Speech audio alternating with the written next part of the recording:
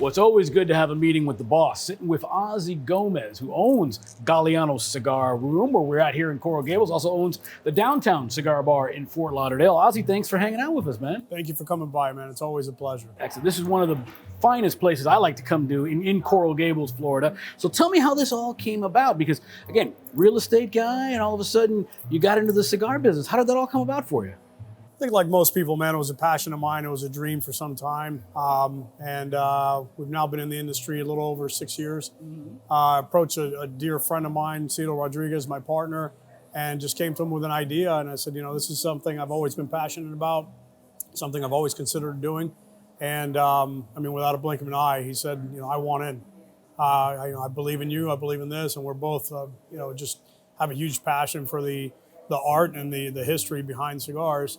You know, so I was very fortunate. I had friends that have been in the business for many years that I was able to reach out to and lean on for some support. And, you know, we went from a trip to Nicaragua. I had the privilege of going to Nicaragua, seeing the industry from the back end.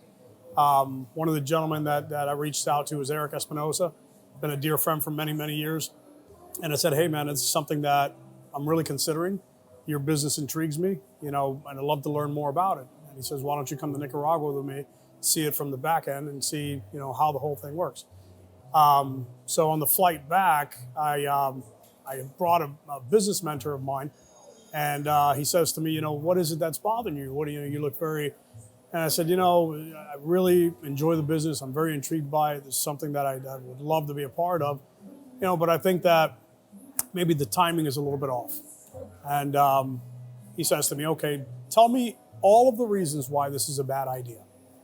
And we were getting on the flight, and I said, well, you know, my wife was pregnant at the time. She's about 7-8 months pregnant. You know, and just life was coming at us fast. Yeah, I would imagine. My wife was pregnant, you know, the timing, and at the time I was actually a police officer. And there was a lot going on there, and I went on and on with the different reasons why I thought it was bad timing. And that took about a whole 5 to 10 minutes. And then my buddy says to me, okay, are you done? And I said, yeah, I think so. He goes, all right, now I'm going to tell you all the reasons why this is a good idea. Because the timing is never going to be right. You know, you have to position yourself accordingly. You have to budget yourself accordingly, like you've always done. And it's going to be something successful. And I think that, you know, so the rest of the 2-hour flight was all of the reasons why it's a good idea and you should do it. And got back into town and told my wife, hey, we're going to open up a cigar bar. Reached out to another dear friend who's been in the liquor business for many years. And, you know, the guidance and just the overwhelming knowledge that these guys provided was part of the reason why we've been very successful.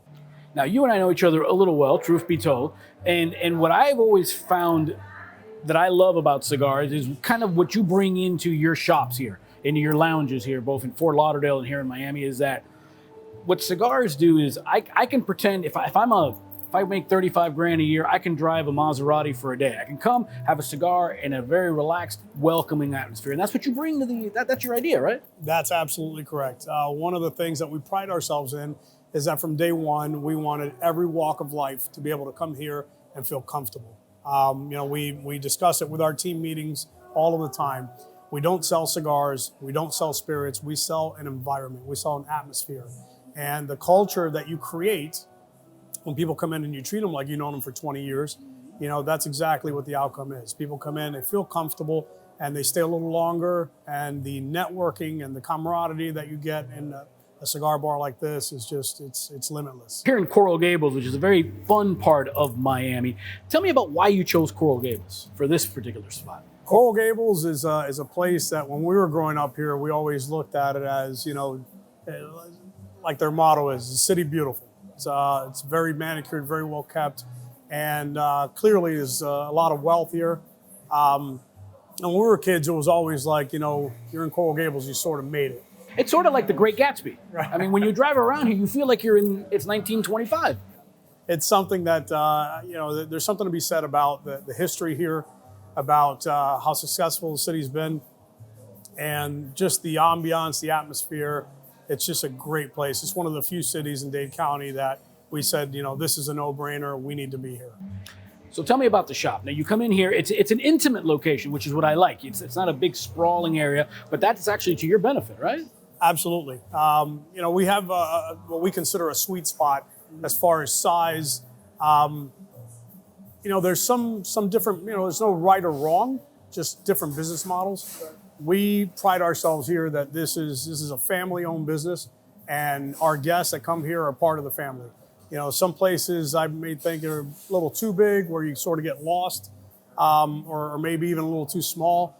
Where here, in my opinion, I think it's just right. People come in, and it's the old Cheers concept. Everybody knows your name, you know what to expect. You come in here, forget about life for a while, sit back, relax, let us do the rest. Now, the old elephant in the room right now is COVID. How has that affected your business? How has that affected how you deal with customers and everything like that? COVID clearly took a big hit on us. Like with most small businesses, we were, when we had the hard shutdown in March. April, our sales were down almost 78%. And it's been just a roller coaster. Going back to our guests, which we consider family, we had several ladies that would come here and said, we need to make sure you guys make it out of this. We need to make sure that you guys survive this. And that's something that really touched my heart, because everybody was suffering, but what happens in typical families, everybody's suffering, you come together, you help one another out. So it was very, very prideful to see everybody pitch in and everybody help each other out, and we did just that. Fortunately, we rolled up our sleeves and said, hey, we got to figure it out. We had just been open. We were about to celebrate our 1-year anniversary. And, again, with any small business starting off, you got to make sure your budget's in order. So fortunately, I think that we've seen the worst of it. And here we are getting back on our feet and ready to keep going. We've taken precautions, everything from separating your distance, everything from we have a company that comes in, sprays the place down, keeps everything nice and clean. Our staff does a great job of keeping things very clean. And, we want to do what's best for everyone, and most importantly, that people feel comfortable coming here. Well, you can't help but feel comfortable here. What I like about it is you've got where your lockers are. You have another, not a member section, or maybe it is a member section. We have some high back chairs over there, kind of like intimate space to have meetings and stuff like that. So you can cut a deal here, or you can just decompress and have a smoke, right? That's exactly it. Our job is to try to, number one, cater to what you want your day to go, right? So we tell people, you come in, how's your day going? Oh, I'm having a terrible day, whatever. We're here to fix that. We're going to make it a whole lot better. How's your day going? We're having a wonderful day. We just closed this great deal. Well, you know what? Thank you for coming to celebrate with us. We're going to make it that much better, And what I love about it, you can't have any Latin, Cuban, influenced area, the live music here. I mean, I've been here when there's live music, and it's a full-blown house party in here. Absolutely. We're looking forward to getting back into that. We had a great band called Cache, and they brought back some of the traditional Cuban music that, we truly enjoy. We had live DJs here. DJ Carluva was just here recently, and he just puts on a show. There are some of our guests come in, and they didn't realize that it's just one guy.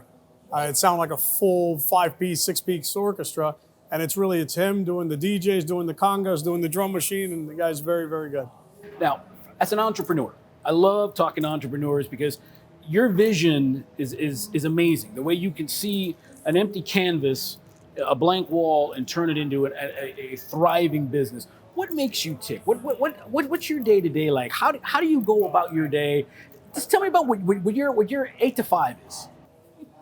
My what? Yeah, right. That doesn't exist. You're 8 to 8, 8 to 8, 24-hour window. No, man. It's like with most people, the balance is just what it is. You're always trying to achieve that balance. I've got 2 young daughters. I've got a beautiful wife. We've got 2 businesses, and you're just trying to balance all of that in between. My wife will tell you I don't sleep at all, but I truly enjoy it. Like the old saying goes, you do something you love, you never work a day in your life. I get up early and get the kids ready, get them to school. And in between, Cito and I are texting back and forward. All right, what's the game plan for this month? What's the game plan for this event? And, it's one of those things. I can see technology where it sort of takes away a bit from that face-to-face and that person. but I just can't imagine us getting business done without it, you know. So it's one of those things. We are, you know, we're messaging each other early in the morning, and then sometimes I'm like, let me not, it's too late. And then he'll message you, hey, are you up? I got this idea, you know, and it's a constant, but it's great, man. It's great. I can't imagine myself being in any other industry ever again. You know, this is something that has been such a blessing. The people that we meet and the guys that, whether it be cigar reps, whether it be spirit reps, our guests, I mean, it is just the most amazing people. I always tell people, in the cigar business, you have a very unique thing.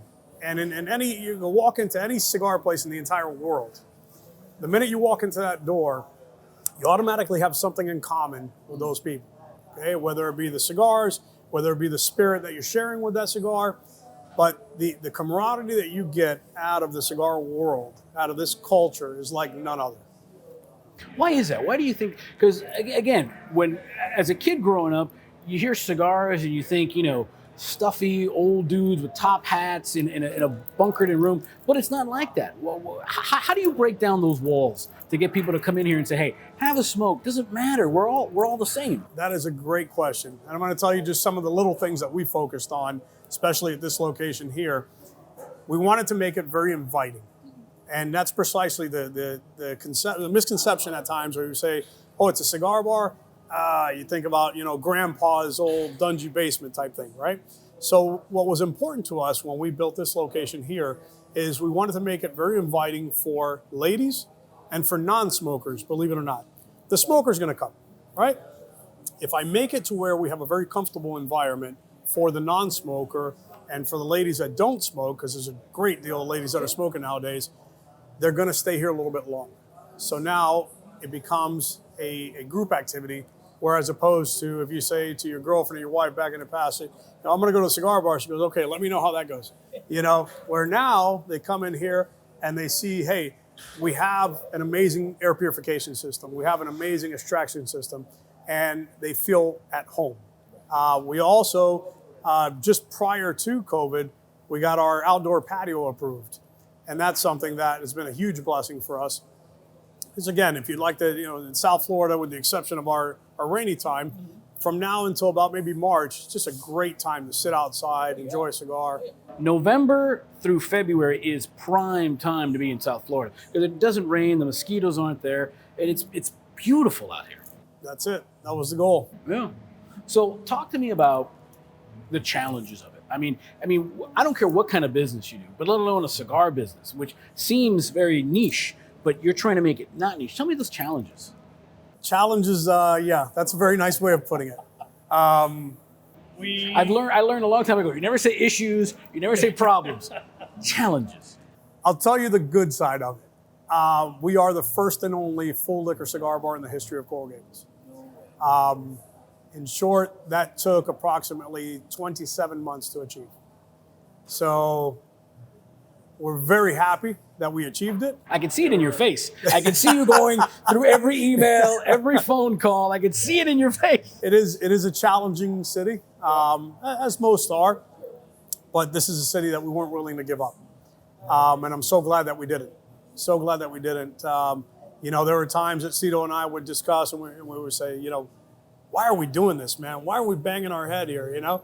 And the following morning, I'm like, there's no way I'm giving up on this. There's no way, because I saw that there is a great value of being in this city. There's a great value of being in.